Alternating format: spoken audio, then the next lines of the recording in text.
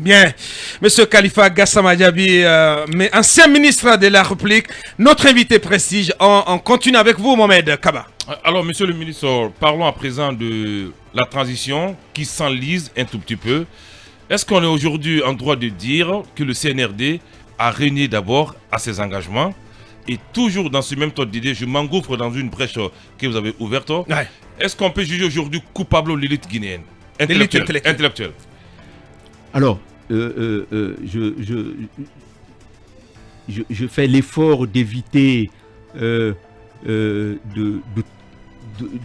d'aller vers une trop grande généralisation. Je pense que dans notre pays, il y a certaines élites ou alors certaines personnalités, certaines personnes, certaines voix qui s'efforcent tant bien que mal dans cet océan d'émotions et de débats partisans, et s'efforcent de construire quelque chose de solide. Mais de façon globale, je crois que fondamentalement, dans notre pays, on a refusé de penser. On a refusé de penser notre société, de penser le monde. On a refusé de réfléchir sur nous-mêmes et d'être en capacité de proposer et, comme on peut le dire, de nous réinventer. Oui, de ce point de vue-là, l'élite a démissionné parce qu'il n'y a pas de pensée. On ne peut pas avancer, on ne peut pas faire avancer une société si nous ne sommes pas en capacité, en capacité de penser sur cette société. Quant à la transition, je crois que la difficulté pour cette transition se trouve à trois niveaux. Oui. Le premier niveau, c'est... pour moi, il y a trois erreurs. La première, c'est la perception de ce que c'est qu'une transition. La deuxième, c'est la méthode appropriée pour une transition. Et la troisième, c'est la finalité d'une transition. La perception. Nous avons constaté que quand est survenu le 5 septembre, il y a eu tout un tas de voix où, si vous, pour revenir à la tribune de janvier, je l'avais modestement noté dedans, et que la plus grande erreur pour une transition est de se donner plus d'objectifs qu'il n'est nécessaire. La période de transition a ce privilège qu'un gouvernement normal n'a pas. La période de transition est une période où ceux qui sont là ont la liberté de choisir les questions sur lesquelles ils veulent travailler. Ils disent aux Guinéens, bon, nous sommes là pour ce temps. Et pendant ce temps, nous avons décidé de travailler sur tel domaine et tel domaine. Les autres domaines, vous ne pouvez pas nous juger dessus parce que ça ne nous concerne pas. Mais quand on fait l'erreur, pendant une transition, d'avoir une conception assez large, globale d'une transition, holistique d'une transition, où on veut développer, on veut faire des routes, on veut faire des aéroports, on veut faire des hôpitaux. La refondation. La refondation, je ne sais pas ce que ça veut dire, moi. Mais globalement, quand on se donne l'objectif comme une gouvernance normale, c'est sain. C'est sain de la part des Guinéens d'avoir des bonnes intentions pour notre pays. Mais ils ne peuvent pas le faire. Ils n'en ont ni le temps, ni la légitimité. Ils n'ont pas les moyens de le faire. Donc cette perception a plombé le départ de la transition. Il faut revenir sur une perception délimitée de la transition. Qu'est-ce qu'il nous faut pour une transition? Il nous faut quoi fondamentalement pour une transition? Regardez le fonctionnement des institutions. Qu'est-ce qu'il faut faire pour enraciner nos institutions et faire en sorte que nos concitoyens aient confiance en nos institutions?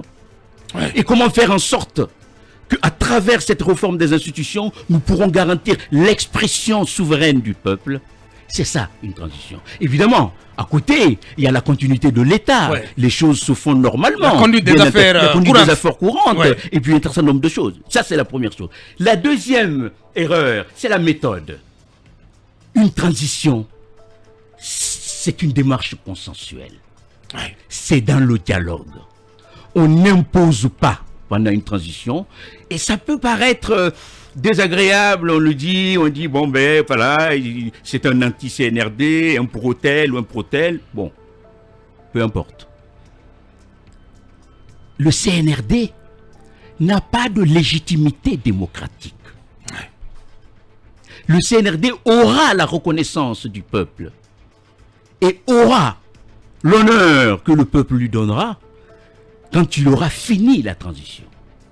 Pendant la transition, la méthode qui sied pour une transition, c'est le dialogue, le consensus.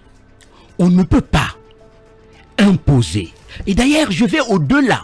Ouais. C'est pour ça que j'en appelle à la réflexion dans ce pays. Même dans les démocraties les plus apaisées et les plus normales, à la sortie des élections. Nous savons aujourd'hui que globalement, les démocraties sont en crise. Quand vous sortez d'une élection, même quand on a voté pour vous, le corps électoral se réduit.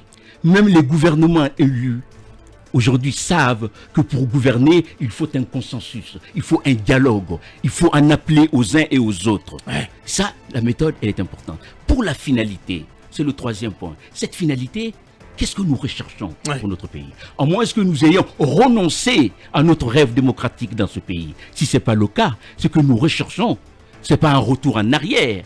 Ce n'est pas les théoriciens intellectuels de ce que j'appellerais l'affaissement démocratique. Nous voulons la consolidation démocratique dans ce pays. Donc la finalité de la transition est justement l'enracinement démocratique. Et cela ne peut pas se faire sans la liberté. Cela ne peut pas se faire sans les acteurs politiques et sociaux. Voilà qui est bien dit. Monsieur Khalifa Gassama Diaby, ancien ministre. Oui, Mohamed. C'est juste une précision. Donc, monsieur le ministre, vous rejoignez enfin Ousmane Gawal Diallo, le porte-parole du gouvernement, qui a affirmé clairement que l'objectif d'une transition, c'est le contenu et non le chronogramme. Non, je ne rejoins pas malheureusement Ousmane Gawal c'est différent, sur la forme. Ouais. Je ne le rejoins pas sur la forme.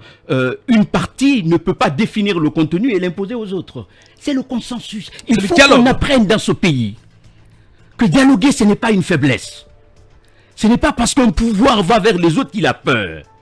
Il faut qu'on apprenne que c'est une grandeur d'esprit démocratique, la capacité que nous avons à mettre les Guinéens autour de la table. Le CNRD a le droit d'avoir sa vision des choses. Mais cette vision qu'il a, il doit la partager avec les autres acteurs autour de la table et discuter.